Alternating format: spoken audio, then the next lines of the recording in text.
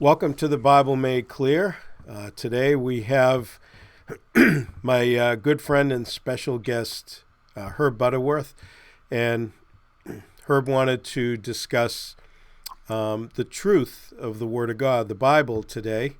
Herb, and I would agree with him, feels as though there are too many people that have a tendency to dismiss the Bible because of misconceptions or do it without evidence. So without further introduction, welcome, Herb.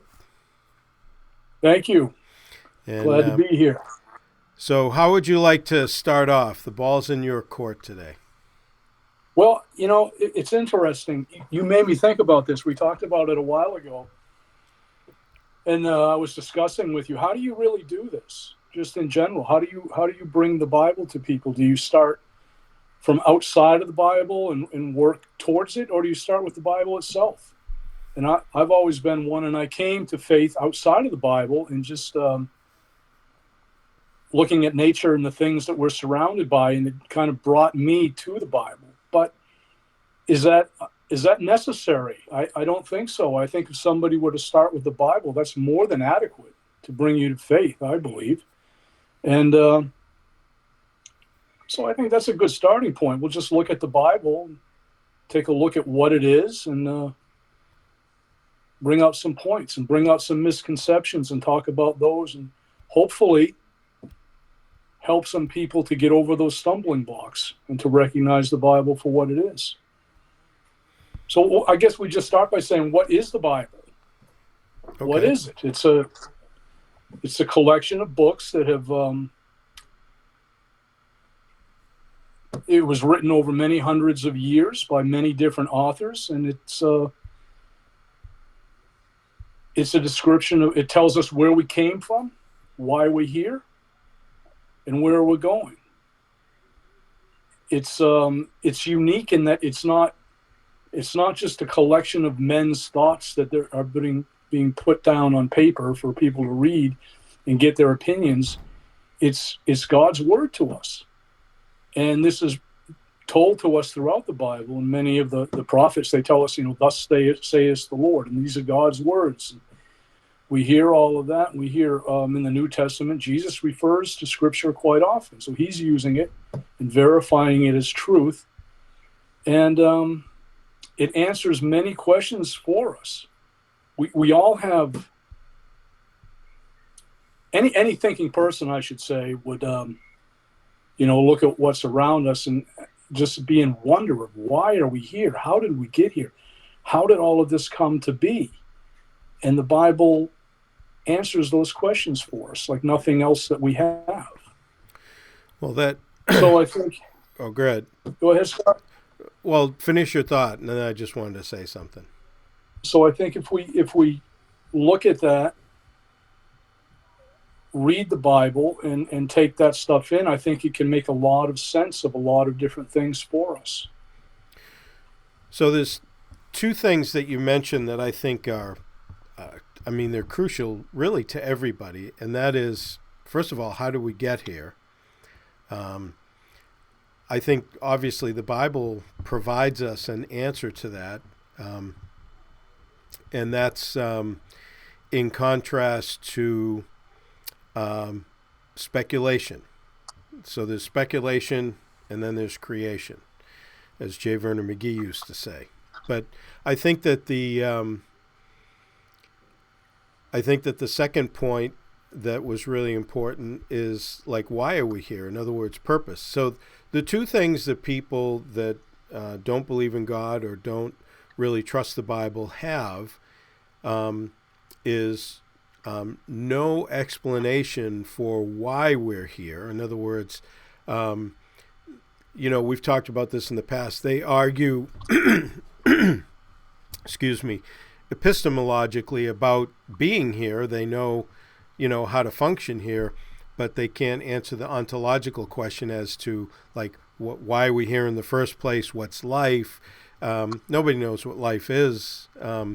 They try to keep it, but they don't actually understand where it comes from or how it actually works. And then um, and people that don't believe in God or don't believe the Bible, they really have no purpose. Now, we've seen a lot of other religions in the world try to create some aspect of purpose, but it's also without evidence. It's just, again, it's based on speculation, and nothing that has kind of historical foundation to it, other than maybe somebody wrote something, passed it to somebody else, that passed it to somebody else, that passed it to somebody else, which is, like a lot of the Eastern religions, they quote the ancient wise man or whatever, but the ancient wise man is never validated in the fact that what he's telling the people is from God or from a source outside of his own thinking, I guess. Do you know what I mean by that? I know exactly what you mean. So those two things are important. Why are we here, and how did we get here in the first place? So I just wanted to interject that. Well, you're right. Those are very important things. And the Bible alone really describes that process. Anything else is what you said, speculation. The Bible in Genesis tells us about creation, how this all came to be, and God's desire for us, and his desire for a relationship with us, a relationship based on love and our free will to choose him and to come to him with our free will. Now, somebody might ask, well, why would he desire for a relationship with us? Why did he even bother to create us? And that is a difficult question to answer. Why would he do that? All I can say to that is that he loved us before he even created us, and he desires that relationship with us, and that is our purpose. Now, the Bible describes as putting Adam and Eve into the garden and creating them, bringing or putting life into them and desiring a relationship with them and all of mankind from then on. And it describes the fall that we had and how we as a race sinned against him. And now the story begins of redemption. And the Bible is a story about God's plan of redemption. And it tells us from the very beginning to the end in Revelation what will come to be. And I think it's an absolutely incredible story. It's a story about love and salvation like nothing that has ever been seen before, and there's nothing that can surpass that. And I think the fact that it was written by many different authors over many hundreds of years, and it's so cohesive, I think that speaks a lot for it, into that it is truly God's word, and there's nothing that even compares to it. The whole biblical story, and the working up in the Old Testament until Christ, the purpose of Christ, what Christ taught us while he was here, and what came to be from that is just to me it's mind blowing. And I think the problem with people is that we have, or many of them have, these preconceived notions that have been put there by other men with their own thoughts, and they pick out things in the Bible that seem hard to believe or hard to swallow, and they go in to this with this preconceived notion that the Bible is a bunch of fairy tales written by old men thousands of years ago that really don't have relevance in today's world, and they can just laugh it off and say it's not applicable to people today. And I think that if they have that in their minds, that they might not even bother to dig in. Whereas if they did, I think that their attitude would be quite a bit different. And that's what the church as a whole is trying to overcome that. And it's no small task.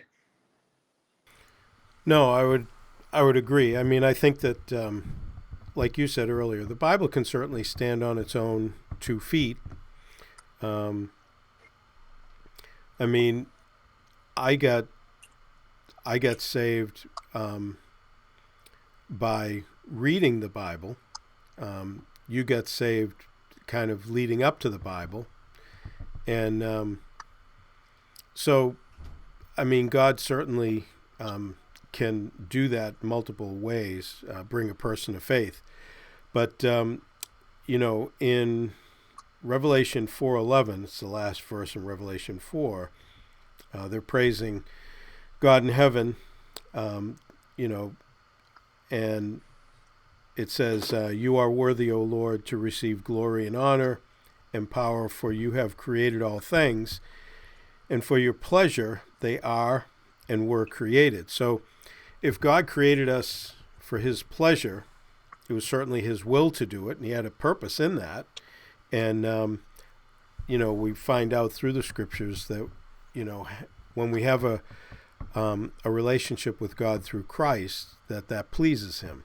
And it certainly honors Christ for the sacrifice that he made in going through what he did go through in order to just, like you say, give us even the choice, the opportunity to say yes. And so, it's not just that, we're somehow God's pleasure toys or something like that he would make, but he wants an active and real relationship with us. And that is where I think, the really the focus of the pleasing God is. But I think that we have to recognize who God is in order for that to work correctly, or really how it's laid out in the Bible. I mean, our relationships with our wives are real. they have to be real in order for there to be a relationship. So, I think we understand what relationship is, but why do we even understand that? I mean, animals don't understand that. We certainly didn't come from animals. And God in special creation made us, which would answer the question as to how we got here. And then I think all the evidence points to that. We've talked in the past about the fact that evolution really, it's probably the best. If there's fake news, there's fake science, and that's fake science, right? Because it purports to answer all these questions, yet even the best minds that believe in evolution can only speculate on how they think that it possibly could have happened. But I don't think there's a scientist on the planet, or ever has been, that could tell me how the complexities of my body, my circulatory system, with my heart beating and the blood pumping and the oxygenation and everything necessary. It has to be a complete system. Never mind the complexity of a cell, which is even more so. That's really the foundation for all the other. But nobody can answer that question. They just say, well, it evolved. And I don't think that answers anything. As a matter of fact, I think that brings more things into question than answers it. So the challenge, at least as I see it, is not just to combat the criticisms against the Bible and to kind of use your terms about how we got here and why we're here, that we have purpose and everything else. It's not just, purposeless indifference, as Dawkins says, but I think the challenge is actually on the other side, to try to find some kind of meaning out of their purposelessness that they admit is there in atheism. I mean, they can accuse us of just kind of believing a book of stories and everything else. That would be fine if that book had no historical, archaeological, prophetic, and supernatural verification that went along with it. If it had none of those things, I mean, I probably wouldn't believe it either. Um, so it's not just look. The Bible is not just a feel-good book. Would you agree? I mean, there's times I read it, I'm very convicted. It doesn't always make me feel good. The redemption story makes me feel great, but the day-to-day convictions and all that, into having an actual real relationship with Christ, that can be challenging. No? It's extremely challenging, and there were a lot of obstacles there to overcome in accepting the truth of it. And it's because of those difficulties that a lot of people have trouble accepting the Bible as truth, and why they deny it, and why they make painstaking efforts to find things to deny the Bible and to call it, as you said, a bunch of fairy tales and stories from long ago that have no bearing on today's life. Now, you were touching on things there like evolution and how they try to explain things, and it doesn't answer the ultimate questions. And that goes into how I came to the Bible, why I turned to the Bible and started to read it for answers. And it's because of things like that. There are ultimate questions, as we talked about earlier. Why are we here? How did we get here? And if we just think about things like a beginning, why is there something rather than nothing? What is the cause of all this? Can we even conceive of something existing eternally?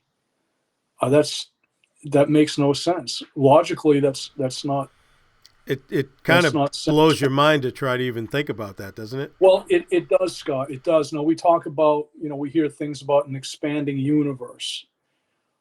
Well, then it begs the question, what are we expanding into?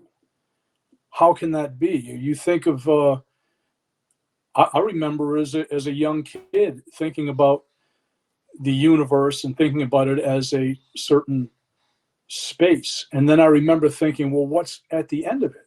There's got to be something beyond that. But then you'd hear, well, there's not. The universe is just all that there is. Well, how can that possibly be? There has to be a border to it, and then something beyond that. What can that be?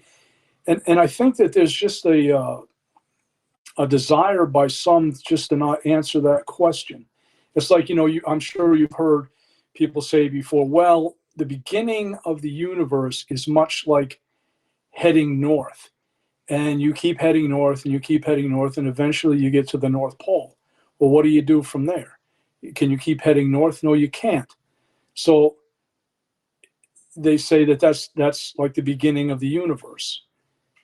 It's a question that doesn't make any sense. There's no sense in even asking the question. But that's just not true. It's not the same kind of a thing. Before the beginning, what was there? And if the answer is there was nothing, well, then how did everything get started? You can't say it was a quantum fluctuation, because what fluctuated? There was nothing to fluctuate. And and then I've seen the descriptions and I've heard things, and virtual particles popping in and out of existence, and there's a positron and a negatron, and then one of them is at the edge of a event horizon from a black hole, and one of them is ripped away from the other one. So there's no annihilation after that. I don't mean to talk too technical and all that, but you only have the positron left, and then that expands into something else. Well, that's just nonsense, because I remember reading that and saying, well, where did this black hole come from? What's this event horizon? How did that get there? And they seem to be satisfied with that kind of thing, but those are non-answers. You can't just answer that question and say that there was this and then let it go. Stephen Hawking, who I respect very much as a scientist, I think I've read everything he's written, and I respect him as a scientist, and he has some brilliant ideas in his mind, how, the things that he could do.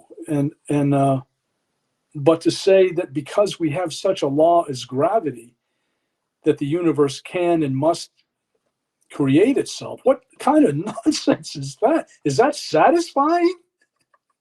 Is that Come on. Well, not only is it not satisfying, it doesn't really make any sense, because then No, you it have to, doesn't. yeah, you have to ask, well, where the law come from? And um, I mean, to just kind of, I guess, and that's why Einstein didn't want to get into beginning of the universe, but to just um, say it is, like, don't ask any more questions. Let's just start from here.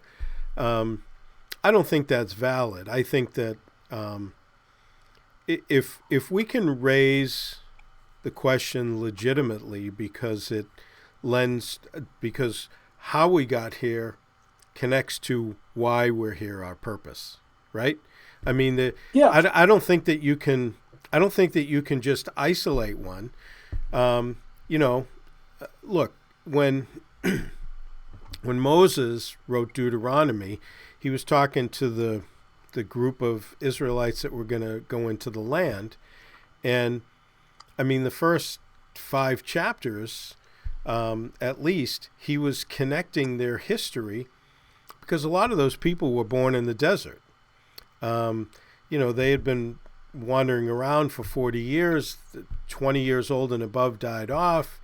Um, the younger ones were coming in. So, I mean, if they had come out of Egypt, they were infants, and, probably a lot of them, even as maybe, teenagers, could have died in the wilderness, but just because of the age. But, you have a lot of people that are going to go in and fight under Joshua.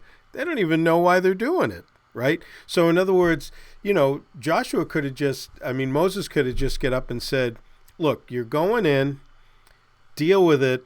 That's the way it is. So you have to go to war and you have to fight these people. But instead, he rehearsed their history because he needed to give them a national identity, something that we're really struggling with in our own country, right? But he gives them a national identity, and he gives them an ideology. In other words, he not only gives them their history so that they know who they are, in other words, where they came from, but he also gives them doctrine. In other words, he teaches them like what their purpose is, right? There's an ultimate purpose behind them, because God is going to, he made these promises, ratified into a covenant with Abraham. I'm going to give you descendants, a land for those descendants, the redemptive blessing unto all nations, right? Ultimately, the Savior of the world. So there's all kinds of purpose, but the purpose makes no sense if you can't connect it to why God created Israel in the first place. You know what I mean? And Yeah. and I'm just extrapolating that back to, like, why would we exist, period, in the universe, or it be here? Because I don't think that you can. I mean, I understand why Dawkins says it's just blind, pitiless indifference, and we have no purpose, though he seems to create purposes for himself. But the point is that, yeah, you can say there's no purpose, but then that just that makes life entirely meaningless, and people don't live without. They can't deal with no meaning. I mean, you see the results even in the current young generation of people lacking meaning, and they're trying to get it in these crazy areas, and it's not helping. It's deteriorating. That's the evidence. It's deteriorating. Because they don't have a biblical grounding, and they're, instead of using the Bible and being made to feel stupid if they do, they ground their beliefs in what men say, in men's opinions, and what society is dictating, and that's what they go with. And as we can see in society around us right now, it's a complete disaster. Now, you were talking about, Joshua going into Canaan and giving them a national identity, and I'm going to use that. I'm going to take a sharp right turn there with that, and I'm going to say, a lot of the complaints with the Bible have to do with some of the things from the Old Testament and the requirements of civil law at that time by Israel. And I just want to emphasize this. Yes, there were some harsh things that were done in the Old Testament, and in the laws that were given to the Israelites that they will live by, and they're very harsh. But I would like to say that God took the Israelites and he set them apart from the rest of the world, and he took them as his people, not because of anything special they did or anything other than he just chose a people through which to do his work and to show the rest of the world his power and his abilities and his love. I think that we don't really understand as a society the serious nature of sin and what it is and how seriously God takes it. It separates us from him. And he loves us so much, and it pains him so much to see us sin and take us, remove ourselves away from him because of that sin. We underplay it.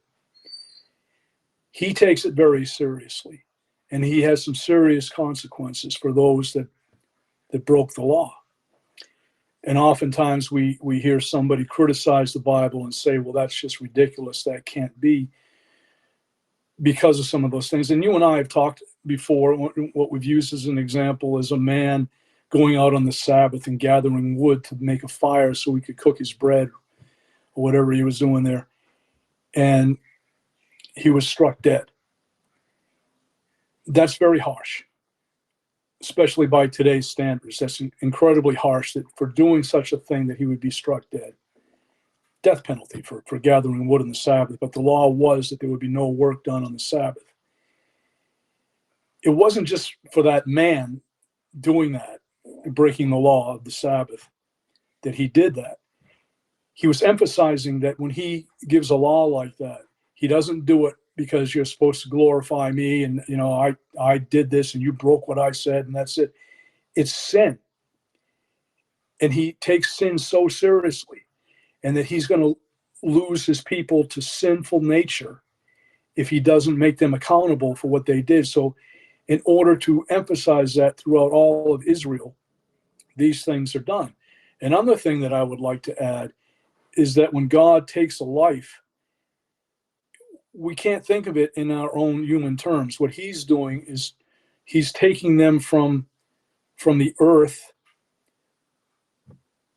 to another life, an afterlife, whatever that might be for that particular person. I don't know. But it's a transformation, so to speak. But the point is that he's doing something very harsh, severe in our eyes, because he needs to make these people understand what they're doing, that sin is a very, very serious thing, and he doesn't want to lose us to it. Does that make sense? Yeah, no, and well, that's why I wrote a book on it, right? Yeah. The God of Covenant. So, But there's a lot of other examples in the Old Testament of these kinds of things, like stonings and things like that. well, That we could. but the principle holds up. In other words, whether it's the Sabbath, whether it's blasphemy, rape or anything else, there was a number of reasons for capital punishment, but that capital punishment was isolated to that nation. That wasn't for all the Gentiles, as it wasn't for all the world. Now, we can certainly get from the law what pleases and displeases God. So God doesn't want people, having basically immoral sexual relationships, either with other people or other things or whatever. And within Israel, in order to keep Israel on track for their purpose, they can't just ignore, in a sense, the rules that he's making to keep them on track within that covenant, right? So now we're in the new covenant, but under the Mosaic Covenant, it was different. Let me give you an example and see if this tracks with what you're trying to say. So, the Calvary Chapel Academy that we have here, the school, there's requirements to get in. I mean, kids, at least as far as can be discerned, need to be believers. I mean, we're not, they don't bring in kids that are, Muslims or Hindus or Buddhists or whatever, right? Mormons or anything else or Jehovah's Witnesses that are a cult. Not that they would send them here, but it's a Christian school.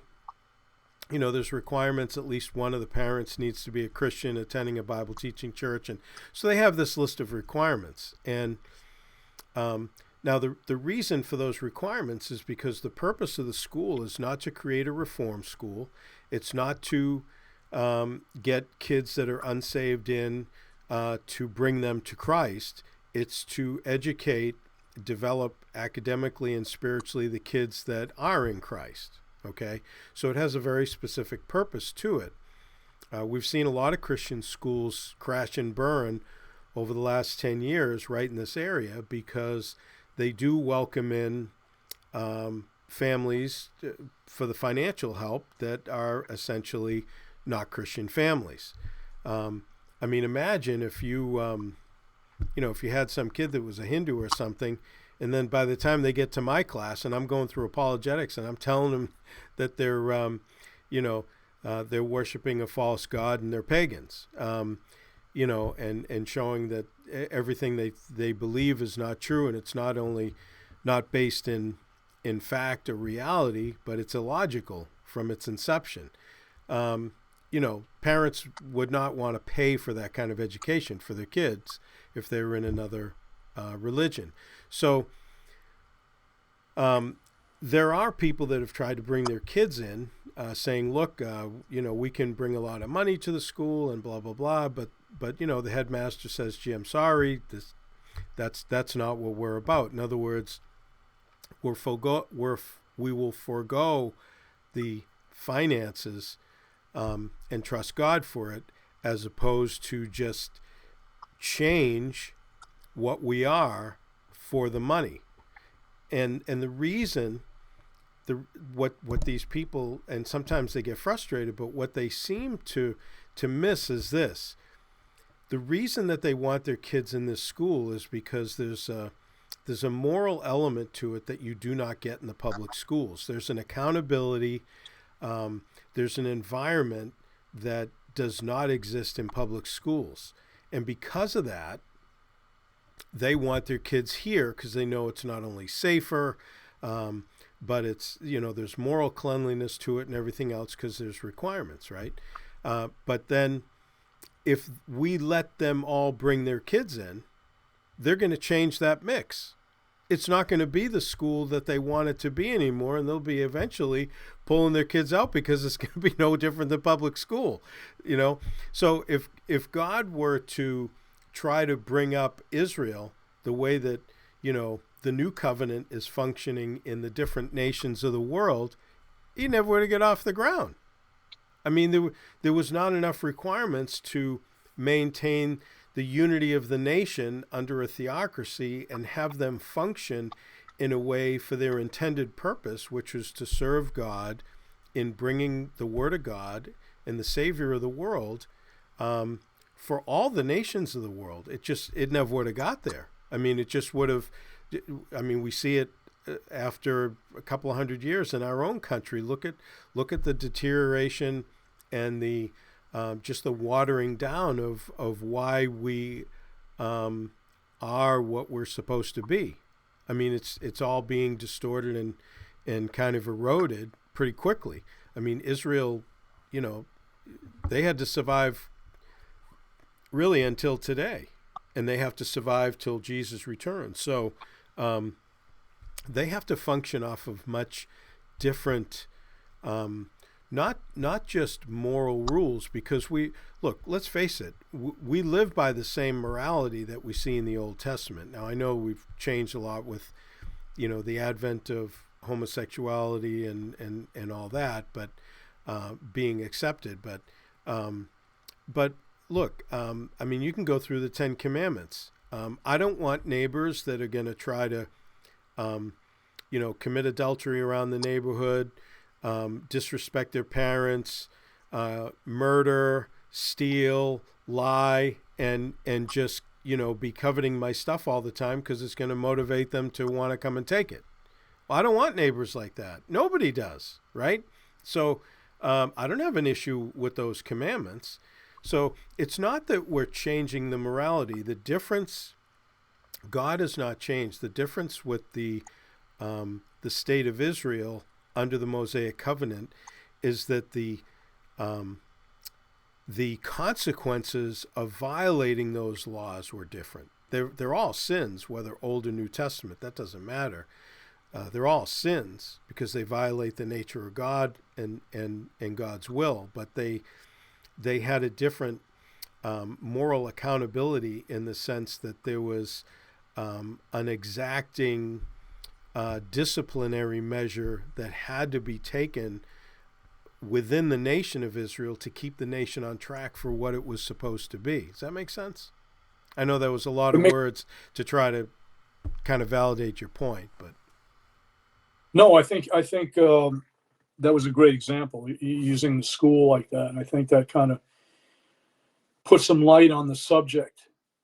But yeah, there's I guess what I'm trying to get at is not just a mean God, just torturing people like that for petty little offenses. There's a purpose for it. We just need to dig a little bit and understand why that is, and understand that's not that it's done out of love. He wanted to keep Israel on track for their own benefit, and also for the benefit of the rest of the world and for us today. And there was a great value to that, and I think we just need to spend a little bit more time digging in on that and trying to understand it. And I think it'll be tremendous when all things come into focus and it comes into light and you see what the Bible has to offer. And I think the insights into human nature, how we are as a people, there's nothing that captures it like the Bible does. And it's just such an incredible story. And as I said earlier, how it all ties in from beginning to end, and there is a purpose. The the uh, the salvation process from beginning to end is just, it's incredible. And you know what it all comes down to, Scott? All of this stuff comes down to Jesus Christ. And the Old Testament points to Jesus Christ and the fulfillment of that promise when he came, what happened there. And I think if we can show Jesus Christ is who he claimed to be and what his purpose was, then all of this just comes together. Everything just ties in. All of creation, all of mankind, the purpose that we have, the beginning to the end, it all just comes together. Then the question becomes, is it reasonable to believe that Jesus Christ was the Son of God and is who he claimed to be? And if we can show that, which I think it's quite difficult not to believe it if you look at all the evidence that's there. And granted, it's an incredible story, and it's incredible to believe that a man came that was the Son of God, lived on this earth, was crucified, and rose again. We don't see that. That's not something in our everyday lives. But if we can show that that happened, then doesn't everything just fall into place? And I'd say yes, it does. And I'm not one to just hear something like that and just accept it as truth. But looking in on it, I can't deny it. It's an incredible thing, and it's the truth. And he is who he claimed to be. And knowing that as I do, then everything is just so clear now, and it just makes perfect sense. And it's the only thing that makes sense, if you follow me. yeah, I think I do. So Yeah. I just think it's interesting that we came to Christ a little differently. Um, what is it that, what was running through your mind that got you to the Bible? Like what, because you came differently. You obviously had something that was going through your mind and bothering you and all that got you to the Bible. What was that? Well, I like yourself, I grew up in the Catholic Church, and being in the Catholic Church, I never really paid a whole lot of mind to it. I never really, read the Bible or thought much about it. But there was something about creation, and I would read things. I was fascinated when I was a kid, very young. My father used to take me out, and we'd look at stars, and he'd point out constellations to me, and I kind of got fascinated by all of that.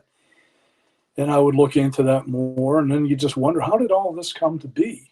And I got into reading Stephen Hawking and other things too, other authors of the same subject, and I just got to wonder. I mean, it's so big and so expansive, and trying to make sense of it in my own mind, and reading some of the physicists and working some of the, going through some physics equations and how they would try to describe the universe and what was happening out there.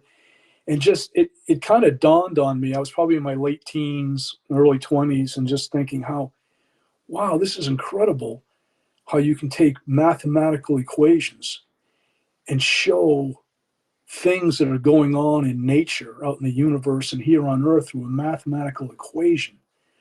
It just seemed fascinating to me that these numbers could come together and so consistently, time and time again, show the same thing.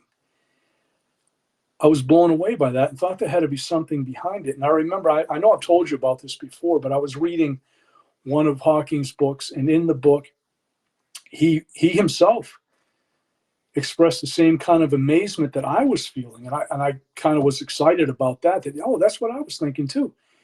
And he said, how we can look out into the universe and we can describe all the things that we see out there and what's going on, the process that's going on out there. And we can describe it in these beautiful, elaborate equations that just describe exactly what we're seeing. And he said, but what are they though? They're just numbers on paper. They're just equations. And he said, famously, what is it that breathes fire into these equations? And that really, it hit me at that time with a ton of bricks. I just, wow, what is breathing fire into those equations? How is it that these equations can make sense and then they can all work out like this so consistently? There's got to be something behind it. And then, I'd look into it like how, and then you start asking yourself, well, how can something be here rather than nothing? If something doesn't exist outside of our universe, what we see. And I had to know the answers. I just had to. And I would read more and more, but I wasn't getting, you just hit a stone wall and you can't really get any further than what you get. And I turned to the Lord. And I specifically remember one day, I don't know if this will make sense to anybody, but I was contemplating these things, and I was probably, I don't know, 20, 21 years old. And I was out in Miles Standard State Forest by myself, and I'm walking along. I got a shotgun over my shoulder, and I'm just kind of walking along this pathway out in the middle of the woods. And I was talking to God as I was walking along, and I remember just kind of demanding of him, demanding that he show me whether he's there or not, that I can know without a doubt. I was tired of speculating. I was tired of just wondering about it, calling myself an agnostic, not being sure. And I wanted to know, and I was like angry with him.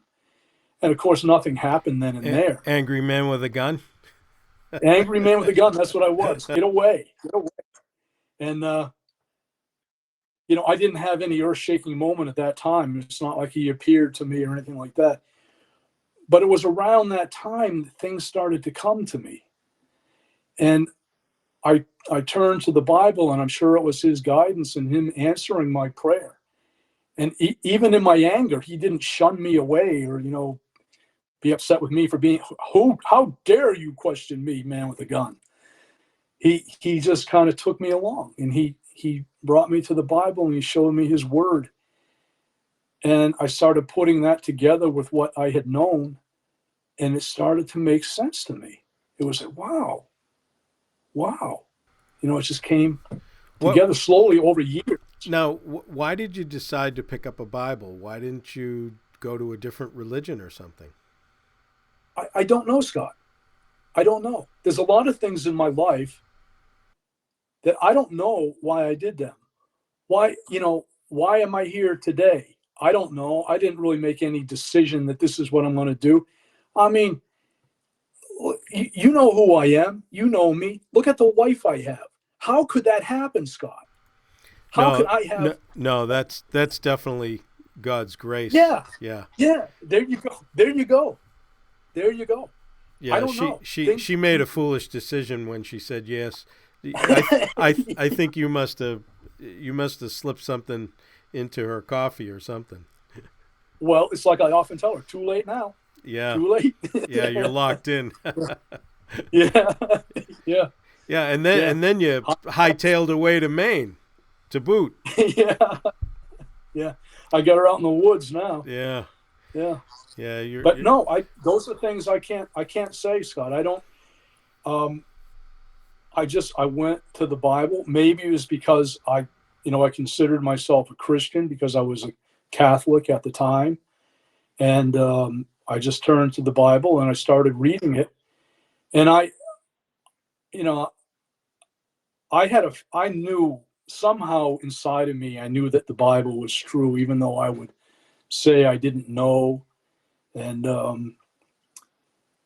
I guess I was kind of influenced a little bit by all the smart people that would say that reading the Bible was just it was a crutch. It was an old book that didn't have any relevance today. But I kind of knew beyond that. I kind of knew that that wasn't the case. That this was God's word.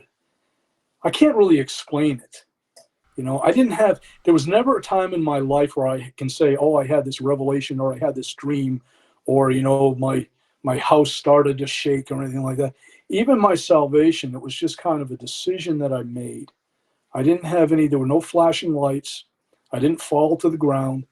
I just, in my heart, I confessed to Jesus my sin nature and how I had a need for a savior, and he just accepted me and cleansed me, and I didn't have any, you know, like I said, any earth shaking moment or anything like that. It was just more or less a decision. Like I'm going with you. Well, it's interesting because we both love apologetics and everything, and I actually didn't. Well, I get saved in 1982. I didn't come to Christ through apologetics, which is interesting. I didn't even know what it was. I didn't know what a lot of stuff was. I was 24, been out of the army for a few years, and I had, I had been going to school and also, for money, like bouncing at a couple of nightclubs and all that. And I ended up having my appendix out. I started working for IBM about a half year later, had my appendix out, and I had to stay out of work for 6 weeks or whatever it was, and to recover. And I was kind of going stir crazy because I just couldn't do anything, not hanging around with the same, group of guys and doing the kind of crazy stuff they were doing. But anyways, I don't know why, but I started thinking, when you're running 100 miles an hour and you're just going thing to thing to thing to thing, you don't think much. You just kind of get on autopilot. And all of a sudden, I actually almost died. I had my appendix out, and they got it at the last second, I guess, before it burst. And so, my life basically got put on hold for a couple of months. And during that time, not knowing what to do, but just having questions. And my girlfriend, my wife now, she would ask me to stop drinking. And, I told her that I could anytime I wanted, but I just didn't want to, the old excuse. But anyways, so I just started, I guess I picked up the Bible because I had one. Kid in the Army had given it to me. Some kid that was a Baptist gave it to me. I chucked it in my footlocker, thought it would be like a good luck charm, and honestly never thought you could actually understand it or anything. And And I actually at one point talked to a priest, and he said to stay away from it because it's confused many people. And I said, "Oh, good to know. Thank you." Real help he was, right? Yeah, And yeah, but anyways, I it was one of those red letter editions. I read the red letters because I thought maybe they were more important, and I was just kind of plodding my way through some of the Gospels, and I guess the one thing that nobody needed to convince me of was that I was a sinner. I had done a lot of things I wasn't proud of. I had done a lot of things that, would be embarrassed if anybody knew that I did them, honestly. And, because I was an immoral guy. But I, aside from just the knowledge that I would be under the judgment of God, I did have the sense that God was there. I did live for a couple of years thinking that God didn't exist, and just things didn't really make much sense. It just didn't, like, nothing connected. And I knew in my own heart it was an excuse to just be able to live immorally and try to not feel bad about it. But that wasn't working because my conscience was bothering me. I later learned that Paul said that it was supposed to do that in Romans 2, but I couldn't get by the fact that I just felt guilty for basically being an immoral guy. And there's no way to make that go away. There was nothing I could do. I couldn't undo things. Do you know what I mean? And but as I read through and I don't even remember the verses they were, I just remember thinking, Jesus forgives people. As I was reading, I did notice that he was not as friendly to the Pharisees, but he was definitely welcoming to people that were like broken, sinful people. And so one night, I don't even remember what night it was. It was in like a February, and January, February time frame. I prayed before I went to bed because I was just thinking about life. I said, what was going through my mind, it was like Ecclesiastes. It was like, there has to be more to life than this.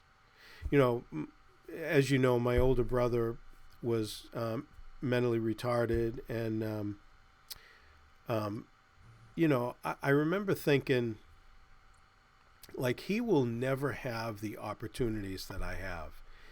Like, there's like his entire life is damaged because the umbilical cord was wrapped around his neck when he was born. And I remember sitting there thinking, I have every opportunity in the world ahead of me, and he has nothing, and he'll never have nothing that I have.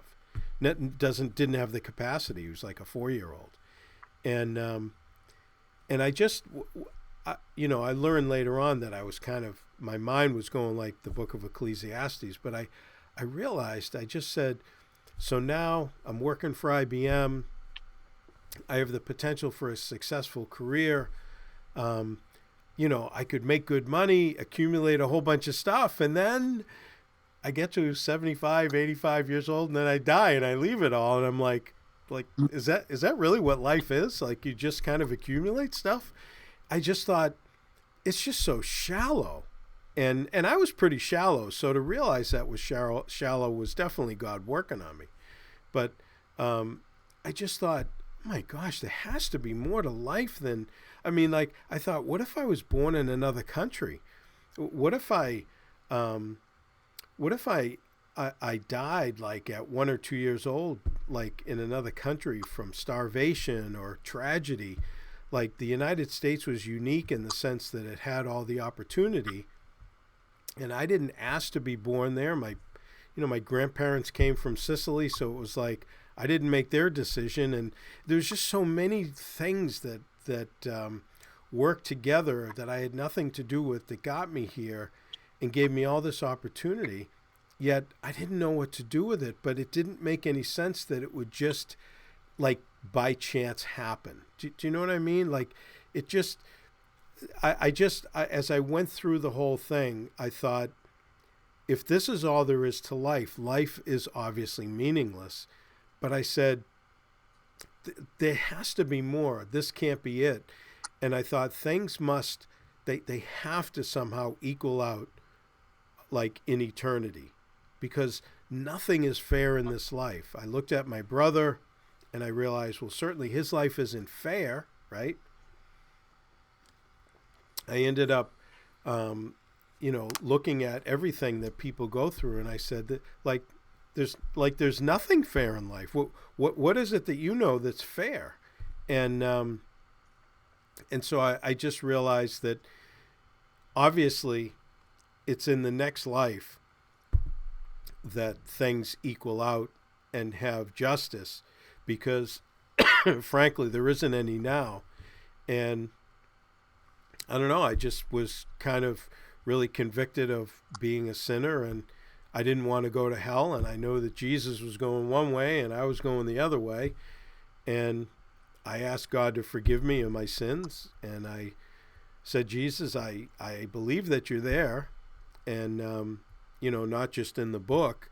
I said, but if you're there, I said, I've tried to live morally and do the right thing. I said, I can't do it. I said, if you're there and if you help me, I said, I'll follow you for the rest of my life. And I went to bed. I like you, I'm not a dreams, visions guy, or wall shaking big experience. I just, it was relatively emotionless. I think it was a decision. I went to bed. Now, Herb, I get up the next day, and I can tell you, from probably the time I was in the military, I looked forward to every weekend. I couldn't wait for it to come, to at least have a couple of nights of, drinking and partying. And I wanted that because, Rhonda used to ask me, she'd say, why do you do that? Because I wasn't a pleasant drunk.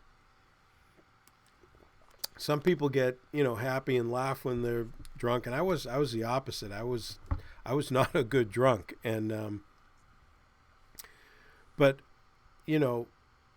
I did it. I don't know if a lot of people did, but I consciously drank because I didn't like reality, and that was the quickest way away from it. So that's why I looked forward to the weekends, because it gave me a break from reality, which was offering me nothing, if you can understand that. And that was kind of my cheap way of avoidance. And I woke up the next day, and the first thing that startled me was I had this sense, it's like I have no desire to drink.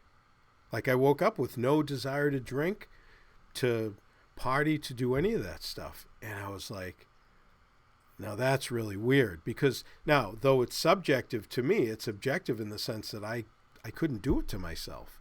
I had tried. And then, I called the nightclubs. I said, hey, I quit, I'm not going to work there anymore. Ended up, I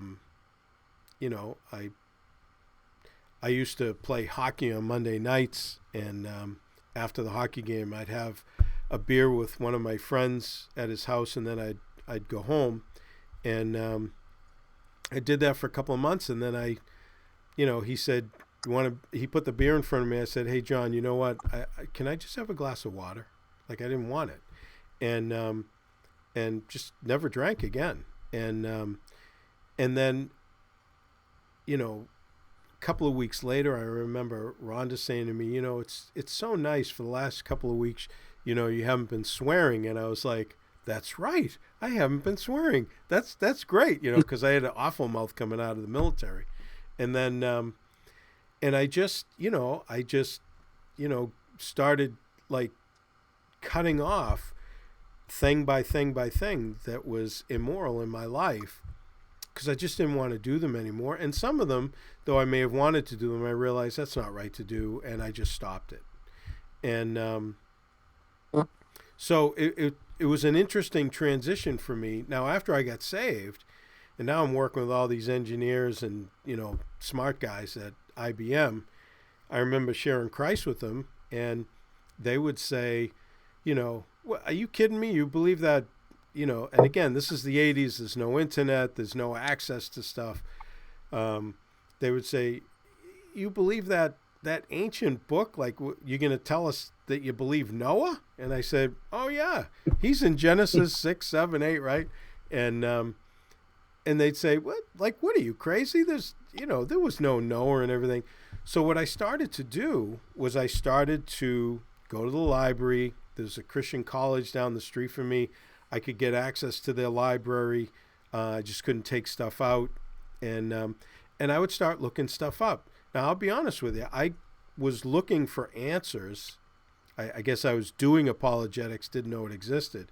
But I was looking for answers for these guys at work. And as I started to uncover them, I was like, this is unbelievable. I believed that the Bible was the Word of God because of the power of God that changed my life, that I know was not me. Okay, I know it wasn't. There's not even a question. But then as I started to, if somebody had asked me, well, do you believe the Bible's the Word of God? I would have said, yeah, cover to cover, even the covers, right? But then as I started to dig out these answers for all these other guys that were engineers and smarter than I was, I started to realize, oh my goodness, there's so much evidence and support and archaeology and, New Testament manuscripts. I was getting into all this stuff in the 80s, and I realized it's just so solid. You almost don't even need faith for it. It's just like a fact. Do you know what I mean? It's not like you're believing something just to believe it. You're believing something because, now I believed it initially because of what God did in me personally, but then shortly after that, all the evidence that piled up, you combine the two of those together, the change that God made in me that I knew was not me, and then the intellectual answers and evidence from outside. And it got me to the place where I was like, that was it. I was senile on it. You weren't going to change anything as far as I was concerned. And still today, and even think about it. Now that's, 30 something years ago, and, or almost 40, right? 41, is it? I don't know. And with all the studying done over those years, there is no way that you could convince me of anything different than that. It's not even, there isn't a shred of a doubt, at least not for me personally. But that's how I came. It was a little different. Yeah. I think, as you pointed out, some of the evidences that are out there are overwhelming, and it's just, it's hard to believe that more people don't know about this. And I want to take the opportunity every time I can to get it out there and to talk to people about this. And that's one of the great things about your channel, is you talk about these things and get it out there, and people just don't know. And I think I want to get at this before we end this. We're probably running out of time, but I just want to make it clear to people, anybody that might be watching this and has the interest in it, don't be intimidated by people that tell you that reading the Bible is a silly venture, that the Bible is outdated, and that we've gotten past that now as a society, and we know that these things just aren't true. That's not the case.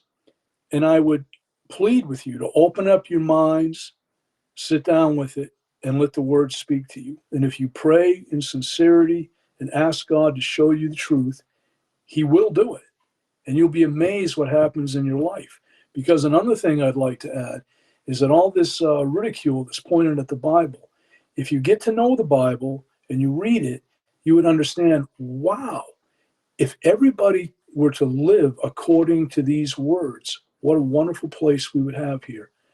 How wonderful it would be for everybody to get along in harmony, and how, as you talked about, the injustices of the world, and it's true. It's just, the greed, the selfishness that just destroys everything for so many. It just wouldn't be there.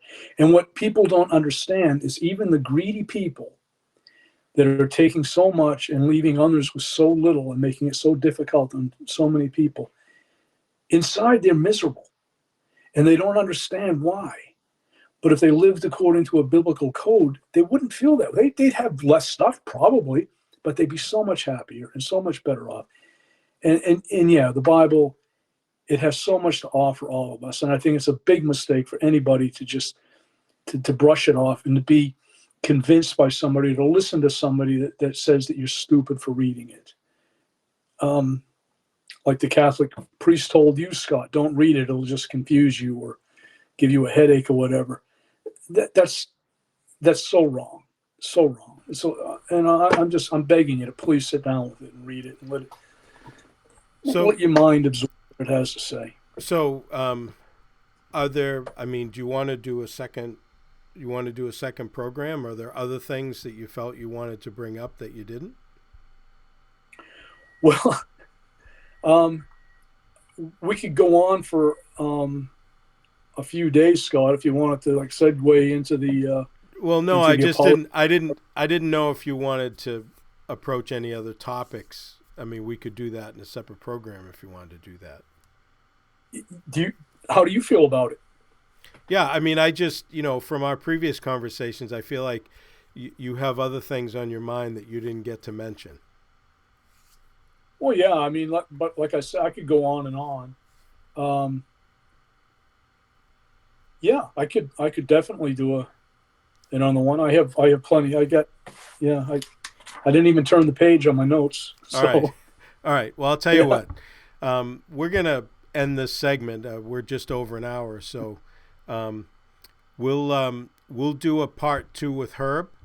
At this point, we just for time. So catch up with us next time on the Bible Made Clear, and we'll hit this on part 2. Until then, may God richly bless you as you continue to study His Word.